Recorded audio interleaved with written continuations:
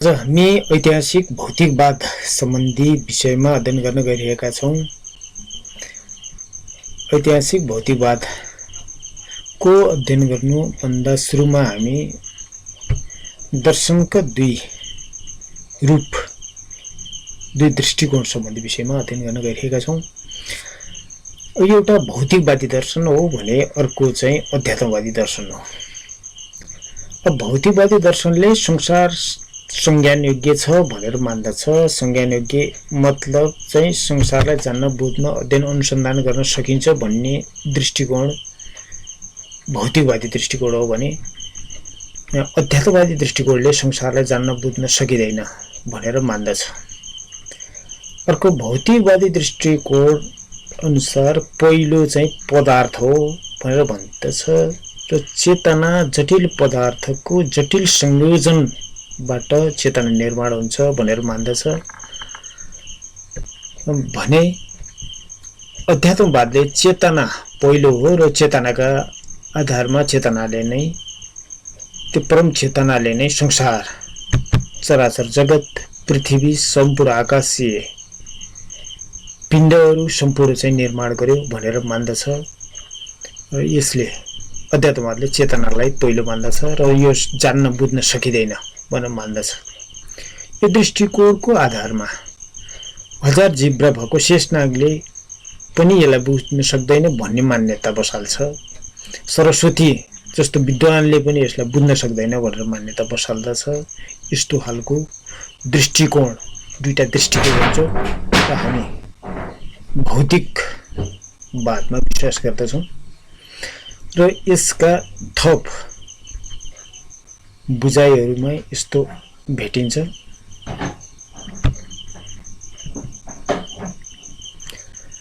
अब अध्यात्मवाद प्रत्ययवाद संसार रचना इतिहास सञ्चालक सेनापति या शासकको अलौकिक शक्तिका आधारमा संसारको इतिहास निर्माण हुन्छ भनेर भन्दछ।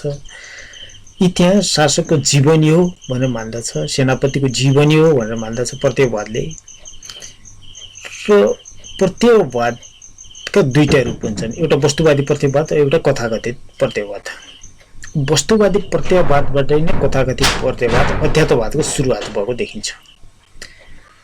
संसार निराकार परम ब्रह्मबाट बन्यो भन्ने अवधारणा वस्तुवादी प्रत्ययवादको एउटा परम ब्रह्म निराकार वस्तुबाट संसार बन्यो भन्ने अवधारणा राख्दछ भने कथाकथित अध्यात्मवादले धेरै चेतनाहरू धेरै मनहरूबाट धेरै आत्माहरूबाट चाहिँ संसार बन्यो भन्ने अवधारणा राख्दछ। राम हरि कृष्ण लगायतका विभिन्न बुद्ध त्यसपछि जिसस लगायतका विभिन्न आत्माहरू चेतनाहरूबाट चाहिँ संसार निर्माण भयो भन्ने अवधारणा कथाकथित अध्यात्मवादले राख्दछ। भौतिकवादका दुईटा रूप हुन्छन्, भौतिकवादका पनि दुईटा रूप हुन्छन्, एउटा द्वन्द्वात्मक भौतिकवाद अर्को चाहिँ अधिभूतवादी भौतिकवाद। द्वन्द्वात्मक भौतिकवादले सम्पूर्ण घटना पदार्थ विपरीतहरूको एकत्व भनेर मान्दछ। विपरीतहरूको एकत्वबाट नै सम्पूर्ण पदार्थहरू घटनाहरू निर्माण हुन्छ भन्दछ। यसले एटममा विपरीत चार्जहरू इलेक्ट्रोन र प्रोटोन जस्तो विपरीत चार्जहरूबाट चाहिँ एटमहरू बन्दछ। त्यस्तै चुम्बकमा उत्तरी ध्रुवबाट दक्षिणी ध्रुवबाट एउटा चुम्बक निर्माण हुँदछ। मानिस शरीर पनि कोष बन्ने प्रक्रिया र कोष निर्माण हुने प्रक्रियाको द्वन्द्वात्मक सम्बन्धबाट मानिसको जीवन सञ्चालन भइरहेको हुन्छ। कुनै व्यक्तिका राम्रा पक्ष पनि हुन्छन् त्यति नै नराम्रा पक्ष पनि हुन्छन् भन्ने द्वन्द्ववादी तरिकाले चाहिँ सम्पूर्ण घटना र वस्तुहरूलाई हेर्दछ द्वन्द्वात्मक भौतिकवादले। र अधिभूतवादी भौतिकवादले यो एकपक्षीय हुन्छ, एकपक्षीय तरिकाले हेर्छ। कसैले राम्रो मात्रै देख्छ र कसैले नराम्रो मात्रै देख्दछ। यसले परिवर्तन गुणात्मक रूपले फड्को मार्छ भन्ने विषयमा इन्कार गर्दछ। मात्रात्मक चेन्ज मात्रै हुन्छ भनेर भन्छ। द्वन्द्वात्मक भौतिकवादले गुणात्मक परिवर्तन हुन्छ भनेर स्वीकार गर्दछ। यो अधिपतिवादी दृष्टिकोणका कारण कम्युनिस्ट आन्दोलनमा धेरै समस्याहरू सिर्जना भएको देखिन्छ। स्टालिनलाई एक पक्षले 100% ठिक भन्यो, अर्को पक्षले 100% बेठिक भन्यो स्टालिनलाई। पछि यसलाई हल गर्नको लागि द्वन्द्वात्मक तरिकाले माओले यसलाई हल गर्नुभयो। 70% स्टालिन ठिक र 30% बेठिक भनेर भन्नुभयो। पुष्पलाललाई पनि, नेपाल कम्युनिस्ट आन्दोलनको इतिहासमा पुष्पलाललाई पनि उहाँ दिगम्बर नहुने बेलासम्म विभिन्न कोणबाट उहाँमाथि प्रहार भए। कसैले गद्दार पुष्पलाल भने, कसैले संशोधनवादी पुष्पलाल भने, तर अहिले पुष्पलाललाई सबभन्दा क्रान्तिकारी, सबभन्दा इमान्दार कम्युनिस्ट पार्टी भनेर पुष्पलाललाई तानातान गरेको देखिन्छ। यसरी कम्युनिस्ट आन्दोलनमा अधिभूतवादको प्रभाव, अधिभूतवादले समस्या सिर्जना गरेको देखिन्छ। हामी यो द्वन्द्वात्मक भौतिकवादी तरिकाले समाजलाई, आजसम्मको समाजलाई बुझ्ने चेष्टा गर्दछौँ, इतिहासलाई बुझ्ने चेष्टा गर्दछौँ र यसरी हेर्दाखेरि 5वटा युगमा समाज, आजसम्मको समाज चाहिँ लाई बुझ्न सकिन्छ। उत्पादक शक्ति र उत्पादन सम्बन्धका आधारहरूमा 5वटा युगमा समाज अगाडि बढ्ने कुरालाई मार्क्सवादीहरूले मान्ने गरिएको छ। आदिम साम्यवादी युग, दास युग, सामन्तवादी युग, पुँजीवादी युग, समाजवादी युग र साम्यवादी युग। समाजवादी युग र साम्यवादी युग एउटै चरणका विभिन्न उपचरणहरूका रूपमा बुझिन्छ। र आदिम साम्यवादी युग पशु जगतबाट मानिसमा संक्रमण सँगसँगै आदिम साम्यवादी युगको सुरुवात भयो। यो मानव समाजको प्रारम्भिक अवस्था हो। यो समाजमा सामूहिक श्रम गर्थ्यो मानवले। सामूहिक श्रमबाट मात्रै तत्कालीन उत्पादक शक्ति प्रयोग गरेर बाँच्न सम्भव थियो। हिंसक जनावरबाट बच्नको लागि र शिकार गर्नको लागि सामूहिक श्रम अनिवार्य थियो तत्कालीन अवस्थामा। अब पशु जगतबाट मानिस कसरी संक्रमण भयो त? सुरुमा हातबाट खुट्टा अलगियो, खुट्टाबाट हात अलगियो, अलग भयो। 4 हात खुट्टाले टेक्ने मानिस अब 2टा खुट्टाले मात्र टेक्न सक्ने भयो। हात फुक्का भयो। हातको प्रयोग विभिन्न औजार निर्माण गर्नतर्फ लाग्यो मानिसले। अब यो हात फुक्का हुने प्रक्रियामा घाँसे मैदानमा, अहिले पनि घाँसे मैदानमा विभिन्न जनावरहरू, खरायोहरू, त्यसपछि बाँदर, त्यसपछि कंगारू, गुरिल्ला, चिम्पान्जी, ओराङ्गुट्यानहरू, यी चाहिँ 2टा खुट्टाले मात्रै टेकेर हिँड्ने अभ्यास गरेको देख्छौँ हामी। घाँसे मैदानमा शत्रुलाई टाढासम्म देख्नको लागि र खाना टाढासम्म खोज्नको लागि उभिनु पर्ने बाध्यता थियो। त्यसै उभिँदा लाखौँ वर्षको अभ्यासपछि मानिसले 2टा खुट्टाले मात्रै टेकेर हिँड्न सक्ने भयो। अब मस्तिष्कको शक्तिशाली जग बस्यो मानिसमा नै। मानिसको चिम्पान्जी पछिको विभिन्न चरण पार गर्दै मानिसको शक्तिशाली, एक त चिम्पान्जीमा पनि धेरै विकसित मस्तिष्क हुन्छ, मानिससँग धेरै नजिकको रक्त सम्बन्ध हुन्छ त्यस चिम्पान्जीमा। त्यसबाट पनि अझ विकसित मानिस मस्तिष्कको एउटा जग बसिसकेको थियो। चिम्पान्जीले पनि 21वटा कृत्रिम औजारहरू निर्माण गरेको हामी पाउँदछौँ। र अनि सामूहिक बसाइबाट स्पष्ट उच्चारित बोलीहरूको विकास भयो। सामूहिक बसाइबाट नै एक अर्कामा सूचना आदान प्रदान गर्नको लागि बोल्नु अनिवार्य थियो। र यसरी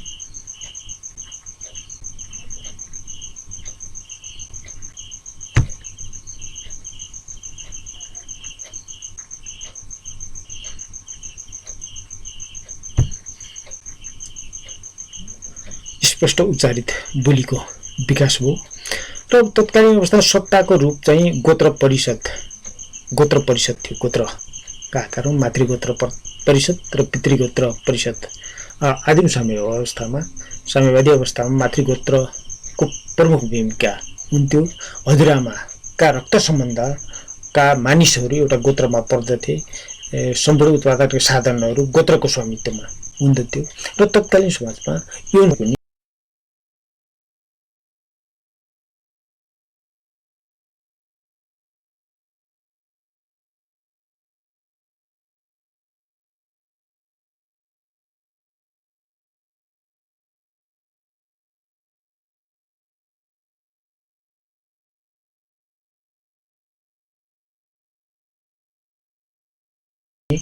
एउटा परिस्थिति थियो। अब तत्कालीन अवस्थाको बारेमा हामी प्रमाणहरू हेर्दाखेरि हामी धार्मिक ग्रन्थहरूमा प्रमाणहरू भेट्दछौँ। इतिहास तत्कालीन लेखनको कलाको विकास नभएको हुनाले र अहिले हामी खोज्दाखेरि विभिन्न सांस्कृतिक अवशेषहरू, सामाजिक मूल्य मान्यताका अवशेषहरूकै आधारमा हामी चाहिँ तत्कालीन समाजको प्रमाण जुटाउन सक्दछौँ। एउटा श्लोक महाभारतमा रहेको एउटा श्लोक भीष्म पितामहले युधिष्ठिरलाई भनेको पहिलाको समाज कस्तो थियो भनेर युधिष्ठिरले सोद्धाखेरि नवैराज्यं न राजासित न दण्डो न च दण्डिका धर्मैव प्रजा सर्वा रक्षन्ति सो परस्परम भनेको देखिन्छ। न राज्य थियो, न राजा थियो, न दण्ड थियो, न दण्ड दिनेवाले थियो, धर्म संसार चल्दथ्यो भनेर चाहिँ भीष्म पितामहले भनेको श्लोक पाइँदछ। यो चाहिँ आदिम साम्यवादी अवस्थामा न राज्य हुन्थ्यो, न राजा हुन्थ्यो, न दण्ड दिनेवाला हुन्थ्यो, न दण्ड पाउने हुन्थ्यो, न शासक हुन्थ्यो, न शासित हुन्थ्यो, त्यस्तो खालको समाज थियो भनेर चाहिँ त्यहाँ व्याख्या गरिन्छ। धर्मैव प्रजा सर्वा रक्षन्ति सो परस्परम भनेर भनिन्छ। धर्मका आधारमा संसार चल्दथ्यो भनेर भनिन्छ। धर्मलाई अहिलेको रूपमा जुन रूपमा बुझिन्छ तत्कालीन अवस्थामा धार्मिक ग्रन्थहरूमा धर्म धारयति इति धर्म भनेर भनिन्छ। धारण गर्ने चिजलाई धर्म भनिन्छ भनेर व्याख्या गरेको पाइन्छ। र यसरी हेर्दाखेरि कर्तव्य र स्वभावको रूपमा धर्मलाई बुझेको देखिन्छ। तत्कालीन अवस्थामा कर्तव्यहरू प्रत्येक व्यक्तिका आफ्ना कर्तव्यहरू र स्वभावहरूका आधारमा धर्मलाई बुझ्नु पर्दछ। अर्को उसमा वेदमा भएको ऋग्वेदमा भएको एउटा श्लोक सँग छद्म सम्बद्धमा समान पर्पस अवोष्ण भाग भनेर भनिएको छ। सँगै हिँडौँ लरी लरी, सँगै बसौँ, बाडी खाउँ लरी लरी, मिलेर सो बाँचौँ। तत्कालीन अवस्थाको यो एउटा गीत देखिन्छ। सँगै बसौँ, सँगै खाउँ, सँगै हिँडौँ भन्ने अब त्यस्तो खालको सामूहिक अभ्यासको गीत तत्कालीन संस्कृतिको रूपमा हामी यसलाई पाउँदछौँ। अब सँग धम्मं शरणं गच्छामि, सङ्घं शरणं गच्छामि, बुद्धं शरणं गच्छामि बौद्ध धर्मको एउटा भनाइ श्लोक देखिन्छ। सामूहिक बसाइमा बसौँ भन्ने चाहिँ यो मान्यता हो भन्ने देखिन्छ। अब यिनीका आधारमा तत्कालीन अवस्थाको केही प्रमाणहरू हामी पाउँदछौँ। तत्कालीन अवस्थामा उत्पादक शक्ति भनेको औजारहरू, उत्पादनका साधनहरू, औजारहरू र मानवीय क्षमताहरूलाई चाहिँ उत्पादक शक्ति भनेर भनिन्छ। अब प्राकृतिक औजारहरू अब तत्कालीन अवस्था प्रकृतिमा जे औजारहरू पाइन्थे तिनलाई नै मानवले तत्कालीन मानिसले प्रयोग गर्दथ्यो। ढुङ्गालाई प्रयोग गर्थ्यो, त्यो हाडहरूलाई प्रयोग गर्दथ्यो, काठका मुढाहरूलाई प्रयोग गर्दथ्यो, टुक्राहरूलाई प्रयोग गर्दथ्यो र कृत्रिम औजारहरू पनि पछिल्लो चरणमा बनाउन सिक्यो। धनुबाण, भाला, ढुङ्गा, घोटेर काँचका हतियारहरू, तामाका हतियारहरू निर्माण गर्न आदिम साम्यवादी युगमा मानवले सिक्यो। आगोमा पोलेको मासु खान पनि त्यस मानवले सिक्यो। आगोमा पोलेर मासु खाँदाखेरि प्रोटिन प्रशस्त मात्रामा पाइने भएको हुनाले मस्तिष्क विकासमा महत्त्वपूर्ण भूमिका यसले खेल्यो। र तत्कालीन अवस्थामा श्रम विभाजनहरू उमेरका आधारमा लिङ्गका आधारमा श्रम विभाजन र पछि पेसा व्यवसायका आधारमा पनि श्रम विभाजन पछिल्लो चरणमा भएको देखिन्छ। महिलाहरू घर व्यवहारका काम गर्ने, आदिम खेती गर्ने र केटाकेटीहरू महिलालाई सघाउने, पुरुषहरू शिकार खेल्न जाने, यो युवा उमेरका पुरुष महिलाहरू शिकार खेल्न जाने र बुढाहरूले हतियार निर्माण गर्ने, बुढाहरूको एउटा अनुभव हतियार निर्माण गर्ने एउटा अनुभव हुन्छ। घोटेर बस्ने त्यो हतियार निर्माण गर्ने भूमिका खेल्दथे। यसरी उमेरको आधारमा श्रम विभाजन हुन्थ्यो भने पछि चाहिँ पेसाहरू खेतीपातीबाट पशुपालन छुट्टियो र त्यसपछि खेतीपातीबाटै नै दस्तकारी भनेको हातले निर्माण गर्ने औजारहरू पनि छुट्टिँदै गयो। यसरी चाहिँ श्रम विभाजनहरू, कार्य विभाजनहरू हुँदै गए। उत्पादक शक्तिका आधारमा आदिम साम्यवादीलाई जङ्गली युग र बर्बर युगमा प्रमुख रूपले जङ्गली युग र बर्बर युगमा विभाजन गरेर अध्ययन गर्न सकिन्छ। जङ्गली युगमा प्राकृतिक औजारहरूको प्रमुख भूमिका हुन्थ्यो भने कृत्रिम औजारहरूलाई पनि मानवले सहायक रूपमा प्रयोग गर्दथे। प्रकृतिमा जे औजार पाइन्थ्यो त्यो प्रमुख रूपले त्यही प्रयोग गरिन्थ्यो। त्यसलाई जङ्गली युग भनेर भनिन्छ। र जङ्गली युगमा स्थायी बसोबास थिएन। अस्थायी रूपले रुखमा बस्ने, गुफाहरूमा बस्ने त्यस्तो अवस्था थियो भने, र त्यो जङ्गली युगमा युद्ध विवाह हुन्थ्यो। युद्ध विवाह र अब पछिल्लो चाहिँ बर्बर युगमा युग्म विवाह हुन्थ्यो। यी बारेमा हामी थप व्याख्या पछि गर्नेछौँ। र बर्बर युग भनेको अर्धसभ्य युग भनेर बुझिन्छ। यो कृत्रिम औजारहरूको प्रधान भूमिका हुन्थ्यो। प्रमुख कृत्रिम औजार प्रयोग गरिन्थ्यो र सहायक रूपले प्रकृतिमा पाइएका औजारहरू पनि प्रयोग गरिन्थ्यो। स्थायी बसोबासको अभ्यासबाट नै सुरुवात सँगसँगै बर्बर युगको सुरुवात भएको देखिन्छ। र अब यो जङ्गली युगलाई निम्न 3 चरणमा विभाजन गरेर अध्ययन गर्न सकिन्छ। निम्न चरण, मध्यम चरण र उन्नत चरण। अब जङ्गली युग पशु जगतबाट मानिसमा संक्रमण सँगसँगै निम्न चरणको सुरुवात भयो। त्यसमा उष्ण प्रदेशीय वा अर्ध उष्ण प्रदेशीय जङ्गलहरूमा अंशिक रूपमा रुखमा बस्दथे। यो ठाउँ भनेको अफ्रिका भूमध्य रेखा नजिकको ठाउँ जहाँ तापक्रम सधैँ समान हुने र फलफुल प्रशस्त मात्र पाइने क्षेत्र हुने। अफ्रिकातिर नै मानवको विकास भएको त्यसैलाई नै सङ्केत गरेको देखिन्छ।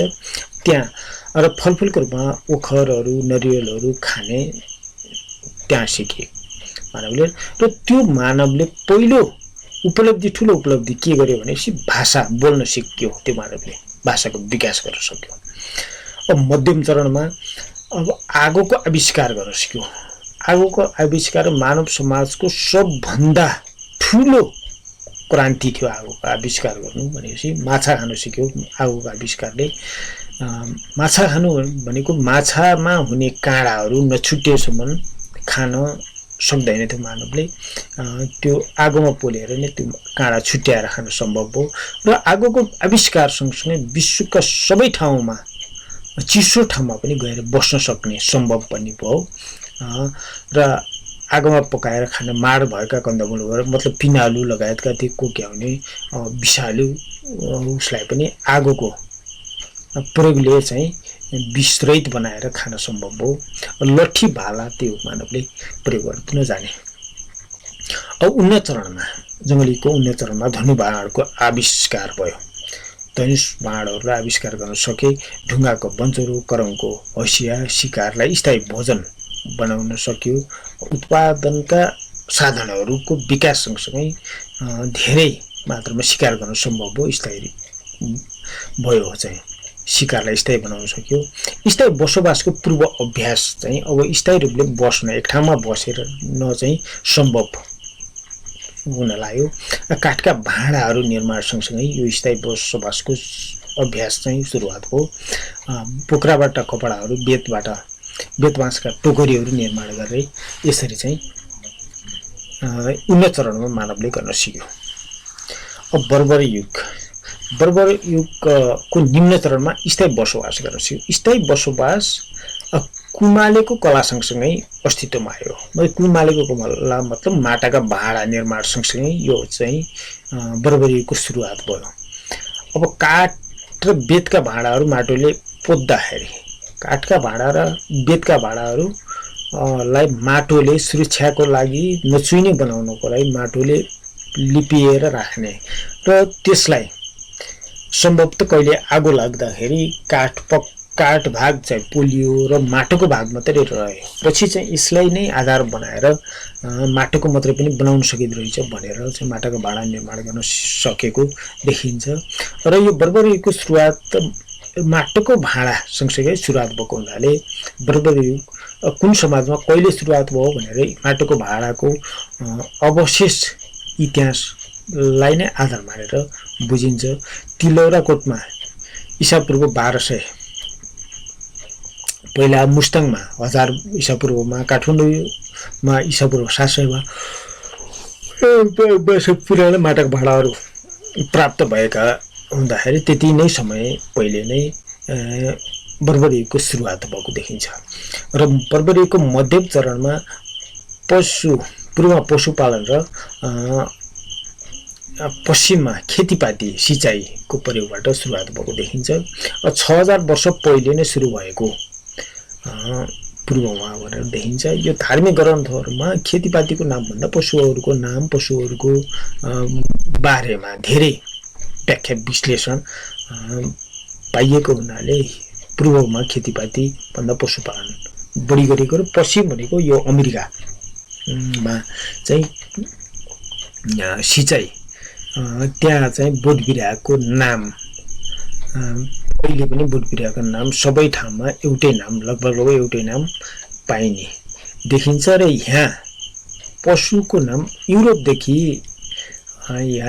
युरोपदेखि एसिया नेपालसम्म पनि आउँदाखेरि बकरिद, बकर, बाख्रा, भैँसी अब यो लगभग मिल्दो जुल्दो छ, त्यहाँ विकास भएको यो नामहरू हो भनेर देखिन्छ र नामहरू जो विकास भएका छन् ती चाहिँ हाम्रो पुर्खाले सबभन्दा अगाडि नै विकास गरेको र त्यसलाई प्रयोग गर्दै लिएर आएको र ती अपभ्रंश भएर अहिलेको अवस्थामा पुगेको देखिन्छ।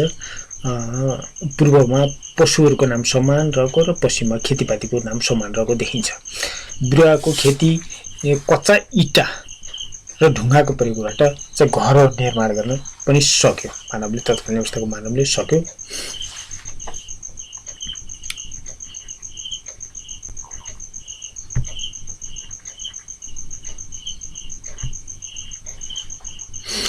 उन्नत चरणमा लेखाइको विकास, लेखन कलाको विकास पनि यो चरणमा भयो। मानिसमा बन्चरको खुर्पा, खुकुरी, वृहत खेतीमा प्रयोग, खलातीको प्रयोग हुन लाग्यो। यो चरणको मानिसले कुमालेको चक्रमा चाहिँ माटाका भाँडाहरू निर्माण गर्ने सम्भव भयो। अनि रक्सी बनाउने कला, तेल निकाल्ने कलाहरू त्यति बेलाको मानिसले चाहिँ गर्न जान्यो। गाडा, रथहरू निर्माण गर्ने, फल्याकबाट ढुङ्गाहरू निर्माण गर्ने, धातुका औजारहरूको पनि सुरुवात केही असम्भव हो। तामा, काँसहरूबाट तिनका प्रयोगबाट नै फल्याकबाट ढुङ्गाहरू निर्माण गर्ने यो विकास भयो।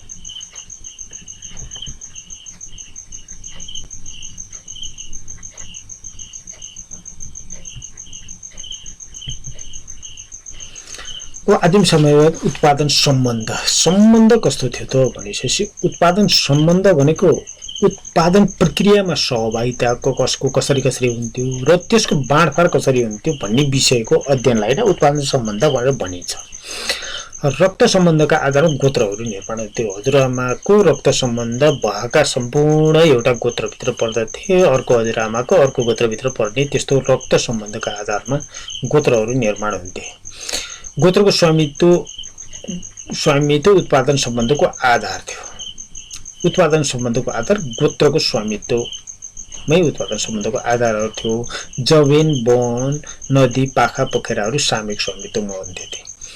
त्यो गोत्रको स्वामित्वमा सामूहिक रूपले त्यो हुँदथ्यो भने धनुबाण लगायतका हात हतियारहरू निजी पनि प्रयोग गर्न सकिन्थ्यो। आफूले प्रयोग गरेको हतियार आफैले नै प्रयोग गर्ने त्यस्तो खालको थियो। लिङ्ग र उमेरका आधारमा श्रम विभाजन हुन्थ्यो। पुरुषहरू शिकार खेल्न जान्थे, बुढा औजार निर्माण गर्थे, महिलाहरू आदि खेती गर्दथे, घरबिहार चलाउँथे, बच्चाहरूले महिलालाई सहयोग गर्दथे। हामी अगाडि पनि पढिसकेका छौँ। यसरी उमेरका आधारमा पनि उत्पादन सम्बन्ध थियो।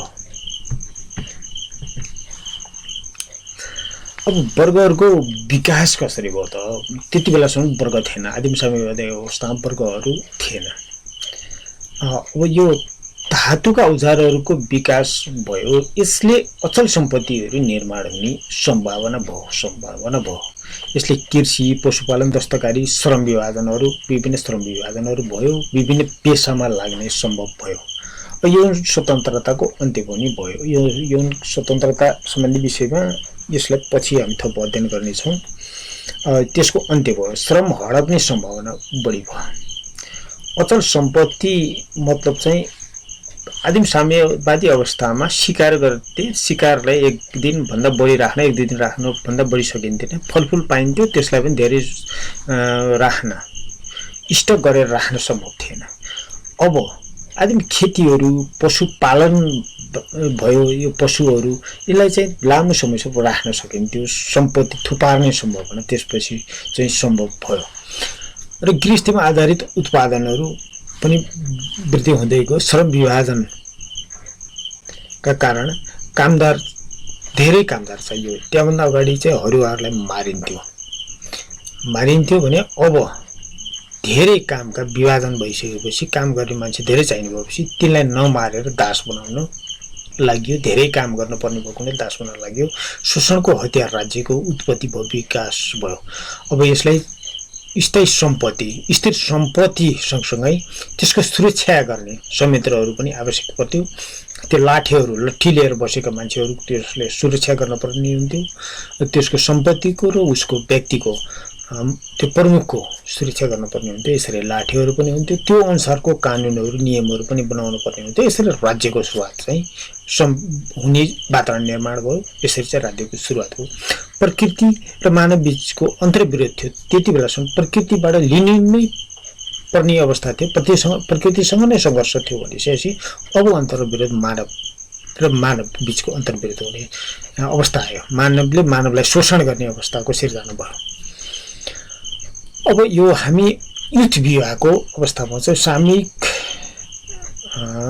आदिम साम्यवादी अवस्थामा हुने युथ विवाहको बारेमा हामी चाहिँ छलफल गर्दछौँ। के हो त युथ विवाह? परिवारको सबभन्दा पुरानो रूप युथ विवाह हो। सबै उमेरका पुरुषहरू पति हुन्थे र स्त्रीहरू श्रीमती हुन्थे, महिलाहरू श्रीमती हुन्थे। त्यो अवस्था जस कसैले जोसँग पनि शारीरिक सम्बन्ध राख्ने अवस्था थियो तत्कालीन अवस्थामा। उत्तरतर्फमा साधन सामूहिक हुने हुँदा श्रीमान श्रीमती पनि सामूहिक हुन्थे। उत्तरतर्फका साधनहरू सामूहिक हुन्थ्यो, श्रीमान श्रीमती पनि त्यसकारण सामूहिक हुने अवस्था थियो। आमाकै नामबाट वंश चल्दथ्यो र युद्धको नेतृत्व पनि आमाले गर्दथिन्। यसबारेमा हामी प्रमाणहरूको बारेमा थप पछि छलफल गर्नेछौँ। अब यो युथ विवाहका यस प्रमाणका रूपमा हामीले ब्रह्माको छोरीको नाम सरस्वती हो र ती ब्रह्मा र सरस्वतीले बिहे गरेर नारा छोरो जन्माए, बाउ छोरीको बिहे भयो। त्यो धार्मिक ग्रन्थहरूमा भेटिन्छ, धर्ममा भेटिन्छ है। हिजोका प्रमाणहरू धार्मिक ग्रन्थमा, हिजोको धार्मिक ग्रन्थ पनि हिजोको साहित्य हो। त्यसमा चाहिँ तत्कालीन समाजको प्रतिबिम्बको रूपमा यसलाई चाहिँ बुझ्नु पर्दछ र यसलाई भौतिकवादी बुझाइबाट नै हेर्नु पर्दछ। अब यो उसमा चाहिँ ऋग्वेदमा यमराज र यमी दाजुभाइ पनि हुन्, दुई भाइना पनि हुन्, दाजुबहिनी पनि हुन् र श्रीमान श्रीमतीहरू पनि हुन्। तिनीहरूको बारेमा लामो चाहिँ 2-3 पान्नामा चाहिँ यो बारेमा छलफल छ। आफूलाई चाहिँ आलोचना गर्नलाई श्रीमान श्रीमती भएको, दुई भाइना भएको भन्ने विषयमा यस्तो हालको चाहिँ एकले अर्कालाई सम्झाएको, दुःख सुख साटासाट गरेको त्यस्तो हालको चाहिँ भेटिन्छ। मनु र शत्रुपा दुई भाइना पनि हुन् है। अब यो मानव विकास चाहिँ हिन्दू धर्मअनुसार यिनीबाट भयो भनेर भनिन्छ। दुई भाइना पनि हुन्, श्रीमान श्रीमती पनि हुन् है। अब यो यस्तो खालको यो सम्बन्ध जोसँग पनि राख्न सकिने प्रमाणहरू भयो भनेपछि महिलाका नामबाट वंश चल्ने। कुन्तीका छोराहरूलाई कौन्ते भनेको देखिन्छ, गौरीपुत्र गणेश भनेर देखिन्छ, गङ्गापुत्र कुमार भनेर देखिन्छ, देवकी नन्दन भनेपछि वसुदेवको छोरा भनेर त्यो कृष्णलाई नभनेर देवकी नन्दन, देवकीको छोरा भनेर भनिएको देखिन्छ आदिहरू महिला वंशका उदाहरणहरू हुन्। भने ब्रह्मा विष्णु महेश्वर मिले चाहिँ दुर्गाको आराधना गरेर चाहिँ युद्धको नेतृत्व गर्नको लागि भनेको देखिन्छ। युद्धको नेतृत्व महिलाले गरेको। अब यो चाहिँ बाइबलको यो पुरानो करारको उत्पत्ति भन्ने एउटा छ, उत्पत्ति भन्ने पुस्तक छ, पुरानो करारमा एउटा पुस्तक छ। त्यसमा लोत भन्ने बाउले दुईटा छोरीहरूसँग सुते भनेर देखिन्छ। अब यो चाहिँ उत्पत्तिको पेज नम्बर 23-24मा 16-30-36मा चाहिँ भनेर देखिन्छ। अब मरियमको श्रीमान एउटा हो, तर मरियमले जिससलाई जन्माएको छुट्टै बाट हो भनेर देखिन्छ है। त्यसो त आत्माबाट भनिन्छ, त्यसो आत्माभन्दा पनि परम्पराबाट चाहिँ परम्पराबाट जन्मियो भनेर भनिन्छ। त्यो अब त्यो भनेको तत्कालीन समाजमा भएको यौन स्वतन्त्रताको विषयलाई अब लुकाउनको लागि अब परम्परा भनेर भनिएको हो भन्ने चाहिँ दाबी गर्ने आधारहरू छन्। तत्कालीन समाज नै त्यस्तो खालको समाज थियो। अब पुनर्विवाह विवाह भनेपछि जङ्गली युग र बर्बर युगको बिचमा चाहिँ पुनर्विवाह विवाह हुँदथ्यो। पुनर्विवाह विवाह भनेको साथी विवाह चलनमा एक समूहको सम्पूर्ण पुरुषहरू श्रीमान हुने र अर्को टाढाको समूहको सम्पूर्ण स्त्रीहरू श्रीमती हुने विवाह पद्धतिलाई पुनर्विवाह विवाह भनेर भनिन्छ, साथी विवाह भनेर भनिन्छ।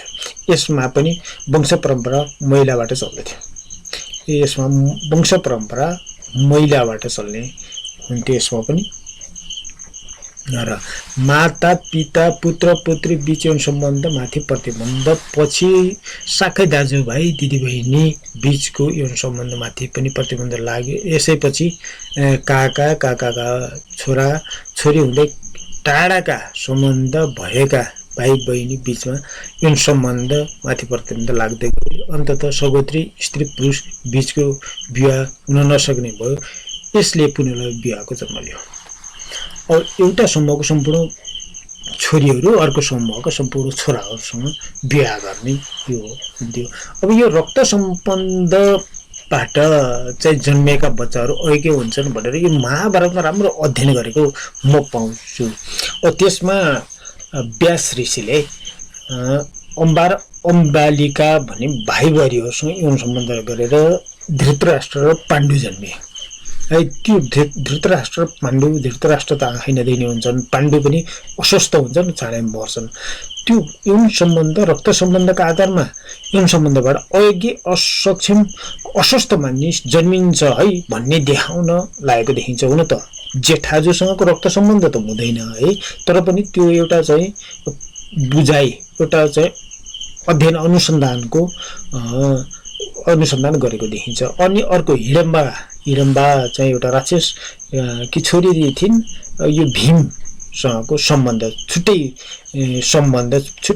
जाति छुट्टै नस्लसँगको सम्बन्धबाट घटोत्कच भन्ने चाहिँ एउटा भीमकाय शरीर भएको छोरो जन्मियो भनेर भनिन्छ।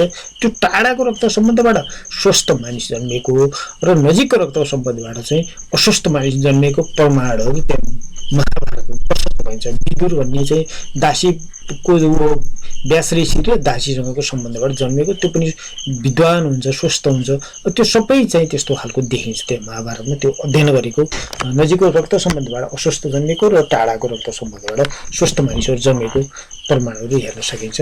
यसमा पनि वंश परम्परा महिलाबाट चल्दथ्यो। अनि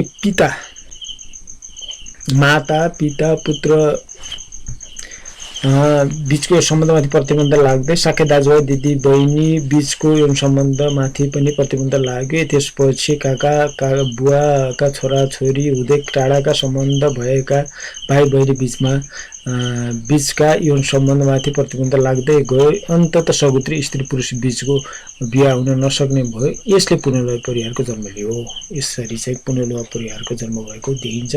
उदाहरणको द्रौपदी फुपू चेला र मामा चेली बीच उल्टो बहुपति प्रथा, यस्तै सबै भाइका वा बहिनीका छोराछोरीहरू। अब यो विश्वको सबै भाषामा सम्पूर्ण भाइले सम्पूर्ण भाइका छोराछोरीलाई छोराछोरी नै भन्ने र सम्पूर्ण बहिनीहरूले सम्पूर्ण बहिनीका छोराछोरीहरूलाई छोराछोरी नै भन्ने यो भाषा हुन्छ विश्वको सबै भाषामा। अब इङ्ग्लिसमा पनि सम्पूर्ण बाबुहरूले सबै भाइ बाबुहरूले छोराछोरीलाई सन डटर नै भन्ने, सम्पूर्ण बहिनीहरूले पनि आफ्नी बहिनीका छोराछोरीलाई सन डटर नै भन्ने। अब यस्तो खालको चाहिँ हुन्छ। त्यो सम्पूर्ण विश्वको सबै भाषामा त्यस्तो छोराछोरी नै भन्ने भएको हुनाले यो यसै चरणबाट सबै समाज चाहिँ गुज्रेको देखिन्छ।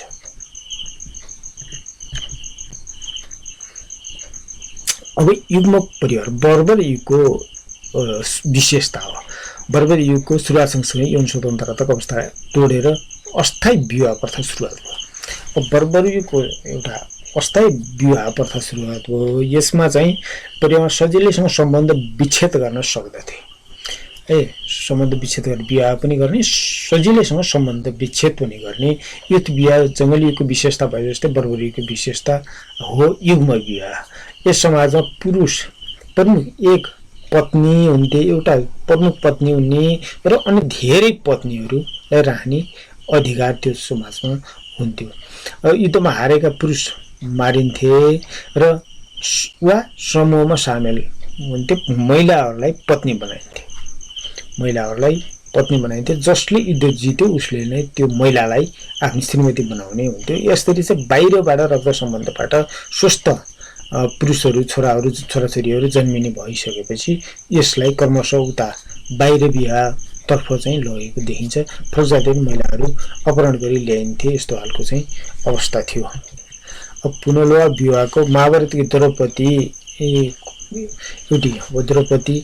कुन्ती, भीमपत्नी हिडम्बा, छोरो घटोत्कच, अब यस्तो खालको विवाह। अब द्रौपदी एउटी चाहिँ श्रीमती बहिनी भनेपछि अरू श्रीमतीहरू पनि थिए। भीम यो चाहिँ 5 पाण्डवहरूका यस्तो खालको प्रमाणहरू। अर्जुनको प्रमुख पत्नी द्रौपदी थिइन्, तर सुभद्रा, उलुपी, चित्राङ्गदा, छोरो मणिपुरको भावी सम्राट, बब्रुवाहन, कृष्णका 1600 पत्नीहरू, अब यस्तो रुक्मिणी, प्रमुख पत्नी रुक्मिणी, अब यस्तो खालको चाहिँ थियो तत्कालीन समाजमा। अब दास युग के हो त? दास युगको आदिम समयवाद सम्बन्धी हामी चाहिँ विभिन्न कोडबाट अध्ययन गऱ्यौँ। भनेपछि दास युगमा के हो त? धातुको औजारले दास युगको ढोका खोल्यो। धातुका औजारहरू निर्माण भयो। अब यसो फलामको विकास भइसकेपछि दास युग भयो भनेर भनिन्छ कसैले चाहिँ तामा र काँस मात्रै विकास भएको थियो दास युग हुने बेला भनिन्छ। अब काँस र तामा टेम्परेचर 300-400 डिग्री टेम्परेचरमा त्यो पग्लिने टेम्परेचर हुन्छ, तर फलामको 1100-1200 डिग्री मेल्टिङ पोइन्ट हुन्छ, पग्लिने तापक्रमको एउटा पोइन्ट हुन्छ। त्यो सामान्य तापक्रममा पनि पकाउन सक्ने भएको हुनाले काँस र तामाका हतियारहरू सुरुमा बने, तर फलाम बने पनि सर्वसुलभ सबै ठाउँमा र सजिलै सबैले पाउने अवस्था थिएन। ठुलो मेहनत गर्न पर्थ्यो, ठुलो परिश्रम गरेर निर्माण गर्न पर्ने फलाम भएको हुनाले फलाम सबैले पाउने सम्भावना थिएन। धातुका औजारहरूमा तामा र काँसका औजारहरू सुरुवात बने दास युगको। यसले चाहिँ ढोका खोल्यो। अब आफ्नो ज्यानको पनि अधिकार नभएको दास हुनु पर्थ्यो थियो र सम्पूर्ण उत्पादनको साधन भएको मालिक हुनु पर्थ्यो दास युगको लागि। ती आवश्यक तत्त्व थिए, तिनी भइसकेपछि दास युग हुन्थ्यो। अब मालिकद्वारा दासको शोषणमा आधारित व्यवस्था हो। दासको शोषणमा आधारित व्यवस्थालाई दास युग भनेर भनिन्छ। दस्तकारीको प्रचुर विकास चाहिँ दास युगमै भयो है। अब उत्पादक शक्तिहरू के थिए त? अब खानी, धातुका औजारहरू, माटाका भाँडा, हात हतियारहरू, छालाका कपडाहरू, धातुका भाँडाहरू, यस्तो खालका चाहिँ उत्पादनका साधनहरू, विभिन्न उत्पादित वस्तुहरू को उत्पादनमा विकास भएको थियो। व्यापारिक प्रयोजनले पनि त्यसलाई चाहिँ प्रयोग गरिन्थ्यो। व्यापारिक प्रयोजनले उत्पादन गरिन्थ्यो। तिनका अलग छुट्टै व्यक्तिहरूले, छुट्टै समूहहरूले छुट्टै उत्पादन गर्न सम्भव हो। यसले व्यापारहरूको पनि विकास भएको थियो। तामा, काँच, पित्तलबाट कोदालो, हलो, हँसिया कृषिका रूपमा चाहिँ प्रयोग हुन्थे। कुलो, बाँध, पोखरी, खेतीपातीमा प्रयोग सम्भव हो। दास युगमा उत्पादन सम्बन्ध कस्तो थियो त भनेपछि सम्पूर्ण उत्पादनको साधनहरू भएको दास मालिक र आफ्नो जीवनको पनि अधिकार नभएको दास, ती आवश्यक तत्त्वहरू थिए। उत्पादन सम्बन्धको आधारहरू थिए। त्यस्तो खालको उत्पादन सम्बन्धको आधार थियो। ज्यानको अधिकार नभएको दासलाई जनावरको जस्तो व्यवहार गरिन्थ्यो। सामन्तवादमा पशुले गर्ने काम दास युगमा दासले गर्थे। तिनलाई दासलाई चाहिँ मन्दिरमा बलि चढाउने, चिहानमा गाड्ने, विभिन्न हिजोका शासकहरूका चिहानहरू अहिले चाहिँ अवशेषको रूपमा हेर्दाखेरि त्यो चिहानमा धेरै दासहरूलाई गाडिएको अस्थि पञ्जरहरू पाइन्छन् अहिले पनि। त्यसकारण चाहिँ दासलाई चाहिँ सँगसँगै स्वर्गमा पनि मालिकको सेवा गर्न सँगै जानको पठाइन्थ्यो, गाडिन्थ्यो चिहानमा। दासले बाँच्नका लागि मात्रै खान पाउँदथ्यो। दासहरूलाई सिक्रीले बाँध्ने, डाम्ने, चिन्ह लगाउने, हरायो भने दास यस्तो, दास हरायो भनेर चाहिँ चिन्ह लगाउने, त्यो बाँच्नको लागि मात्रै खान पाउँदथ्यो। त्यसलाई बचाउनु मात्रै पर्थ्यो। बुढेसकालमा बुढो भयो भने अब चाहिँ अहिले चाहिँ पशुहरूलाई, गाई गोरुहरूलाई बुढो भइसकेपछि लखेटिनी छ, टापुमा लगेर बाहिर लगेर छोड्ने, जङ्गलतिर लगेर छोड्ने अवस्था छ। त्यति बेलाको दासहरूलाई पनि त्यो बुढो भइसकेपछि त्यसको काम हुँदैन भनेर चाहिँ लखेट्ने, लगेर टापुमा लगेर छोडिदिने, त्यस्तो अवस्था हुन्थ्यो। अब वर्गहरूको विकास कसरी भयो त भनेपछि फलाम धातुका औजारहरूले सदाएको पशुहरूलाई सर्लाउन सम्भव, दाउन सम्भव भयो। र अब क्रमशः पशुले दासको काम, त्यो भूमिका खेल्न लाग्यो। सदाएको पशुले दासको ठाउँ लिन थाल्यो। दासले जुन काम गर्थ्यो अब सदाएको पशुले लिने भइसकेपछि पशु बलियो पनि हुन्थ्यो, त्यसलाई अन्नै खान नदिएर पनि पाल्न सकिन्थ्यो। त्यसलाई त्यति पाल्नको लागि त्यति पनि खर्च हुन्थेन। त्यसकारण अब दास पाल्नुभन्दा, दास राख्नुभन्दा सदाएको पशुलाई त्यो ठाउँ दिनु उपयुक्त थियो। क्रमशः यता चाहिँ सङ्कर्म हुँदै गयो। सुस्तरी दासहरूले सुस्तरी काम गर्ने, भाग्ने गर्ने, त्यो विद्रोह गर्न पनि थाले। ग्रामीण इलाकामा जाने, अन्य इलाकाहरूमा जाने, बस्ने सम्भावनाहरू पनि भयो। फलामका औजारहरूको विकास भइसकेपछि जङ्गलमा सुरक्षित, त्यो फलामका औजारहरूले आफूलाई सुरक्षित बनाउन पनि सम्भव भयो। जङ्गल फलानी गरी खेतीयोग्य बनाएर त्यहाँ उत्पादनलाई विस्तार गर्न पनि सम्भव हुने भएको हुनाले अब चाहिँ अर्को समाजमा सङ्कर हुने एउटा वस्तुगत आधारहरू बने। धातुका औजार सर्वसुलभ बने। यो फलामको औजारहरू, प्रमुख त फलामको औजारहरू सर्वसुलभ, सबैले पाउने अवस्था, त्यो उच्च तहमा विकास हुँदै गयो। अब नेपालमा दास प्रथा मल्ल र लिच्छवीहरू भारतबाट नेपाल गुप्त साम्राज्यको प्रभावबाट नेपाल पसे। तिनले नै त्यो समाज, दासयुग समाज, सामन्तवादी युग समाज नै सँगसँगै लिएर आएको देखिन्छ। अब यो ऋग्वेदमा 30,000 दासले विद्रोह गरेको र पछि ती मारिएको भन्ने अब श्लोकहरू भेटिन्छ। यसरी चाहिँ नेपाल भारतमा पनि दास विद्रोहहरू भएको, दास विद्रोहहरू भएको प्रमाणित हुन्छ। नेपाल विकसित कबिला नायक समाज र भारतबाट आएका दास र सामन्ती संस्कृतिसँगको अन्तर्घुलनबाट नेपाली समाज बन्यो।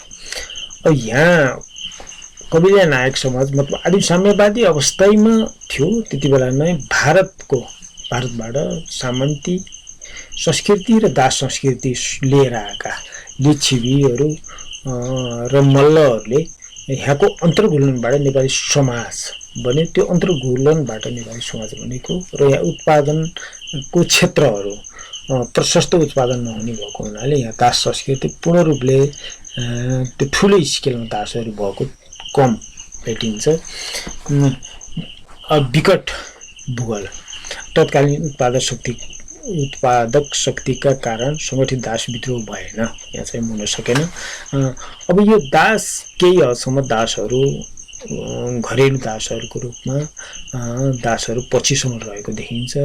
अब 1981 वैशाख 1 गते दास प्रथाको अन्त गरेको चन्द्र संवत्सरको पाला अन्त गरेको देखिन्छ। अब प्रथम विश्वयुद्धमा एउटा चेतना लिएर आए।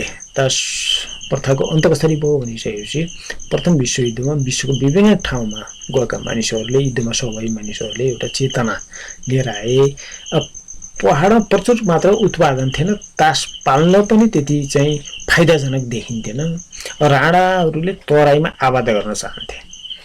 राणाहरूले अब तराईका जमिनहरूसम्म खेतीयोग्य जमिनहरूलाई त्यसलाई चाहिँ आफ्नो निजी बनाउन चाहन्थे। र अनि अर्को अङ्ग्रेजहरूलाई, भारतमा बसेको अङ्ग्रेजहरूलाई कुल्ली र सिपाहीहरू चाहिरहेको थियो।